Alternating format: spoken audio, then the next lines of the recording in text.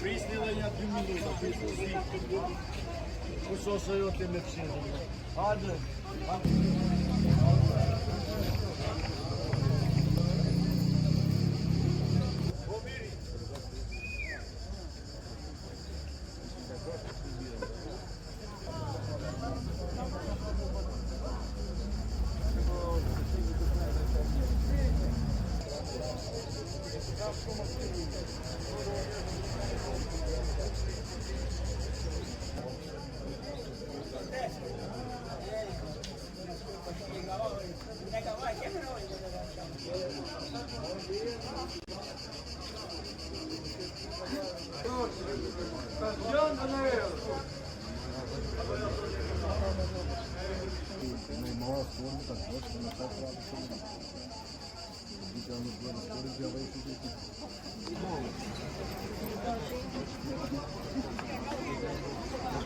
Кайзер причем башки его.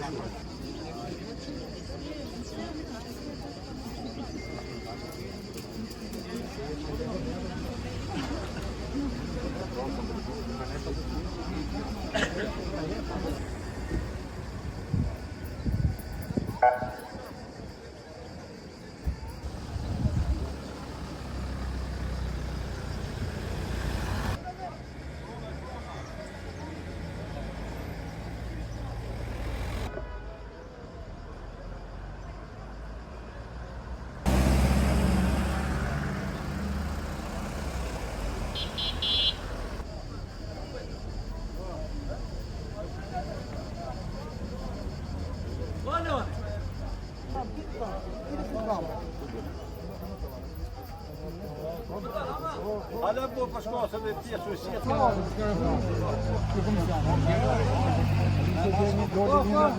Në të dy kratë. Do jo du.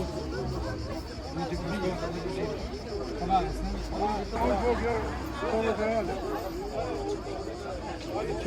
Unë, si qytetar Rrogozhinës, jam kundër kësaj reforme territoriale, për arsye sepse Bashkia e Rrogozhinë nuk i plotëson kriteret, kushtet që ka vendosur qeveria që të shkrihet si bashkia dhe të bashkohet me Kavajan. Ne si bashki kemi arritur shumë, plazhi i Vilbërshtovës ka marrë emër në këtë bashki, Kalaja e Bashtovës gjithashtu. Plazhi Shpillej është një ndër plazhet më të bukura që është i paprekur udhëzimi dhe kemi shumë gjëra tjera. Thjesht ne kërkojmë investimet e qeverisë këtu dhe jo shkrihen me Bashkinë e Kavajës. Fundja, kush na siguron ne që duke u bashkuar me Kavajan, investimet ose shërbimet do të rriten për qytetarët e Rrogozhinës. Është e papranueshme kjo që Bashkia e Rrogozhinës të shkrihet. Ne jemi pro çdo nisme të mirë, por kjo është e papranueshme dhe është kundër çdo parimi tonin. Fundja, identiteti jon humbet që parët tanë e kanë krijuar, ne nuk mund ta pranojmë këtë gjë. Faleminderit. Bashkisë Rrogozhinë po i bëhet një padrejtësi shumë e madhe. Ne si bashki i plotësojmë të gjitha kriteret për të qenë bashki, si ato financiare, si njerëzore dhe të burimeve njerëzore. Ne jemi një bashki me 43.000 banor.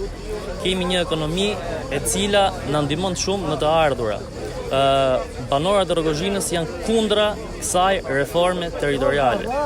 Bashkia Rrogozhinë është një bashki e cila ka 34 vite që ekziston. Nuk është një bashki e reformës territoriale 2015. Edhe në kohën e komunizmit, Bashkia Rrogozhinë ka qenë një vendimarrëse e saj. Pra ka qenë komitet qendror. Në qoftë se ka bashki të tjera të reformës territoriale të vitit 2015 që kanë dështuar, ajo nuk jemi ne. Barbian Mazniku, me të gjitha të dhënat e tij nuk i ka të sakta. Deri dje Bashkia Rrogozhinë ishte një bashki e cila u klasifikonte si bashki e mirë, sipas censusit që ka bërë qeveria. Prandaj ne nuk e pranojmë këtë reformë. Faleminderit. Ne sot jemi këtu në ditën e tretë të protestës, e cila bëhet organizohet nga gjithë qytetarët. Është një protestë qytetare, nuk është protestë e administratës bashkisë, pavarësisht nga gjithë problemet që ka Bashkia Rrogozhinë. Kjo protestë organizohet vetëm për shërbimet ndaj qytetarit. duke pasur parasysh të gjithë të thanat, unë do të tregoj vetëm një aspekt personal që ka ndodhur vetëm brëmë. Në qytetin e Rrogozhinës ndodhen 2 defekte shumë të mëdha, edhe një defekt nga ujësjellsi dhe një defekt tek energjia elektrike që u ndërprej shërbimi elektrik për zonën e Spillës. Të dyja kompanitë ose të dyja shërbimet e Bashkisë Rrogozhinë ishin në gatishmëri plot 24 në 24. Nëse flitet tu për shërbim ndaj qytetarit, këtë e kryen vetëm Bashkia Rrogozhinë për qytetarët e saj. Nuk mund të realizohet nëse ne duam me të vërtet të shërbim qytetarit, të vim ne të bashkohemi me Bashkinë e Kavajës.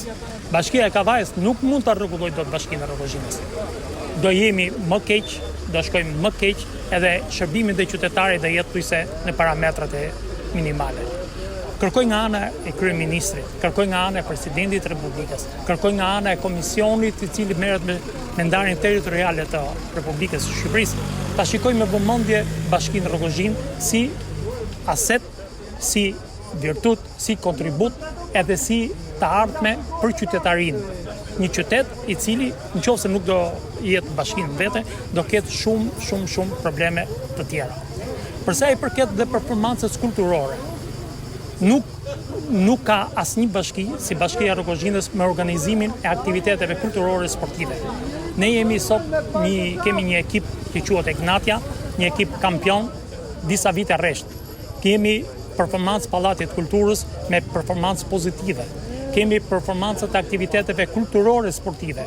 Kemi marrë një emër, kemi marrë një start zhvillimi edhe një start në fillimet e saj për ta çuar më përpara. Unë shpresoj shumë që kryeministri dhe Partia Socialiste me deputetët e saj, deputeti i zonës tonë, sidomos presidenti i Republikës dhe komisioni do të reagojnë për mos ia prish qytetarinë qytetit të Rrogozhinës. Kjo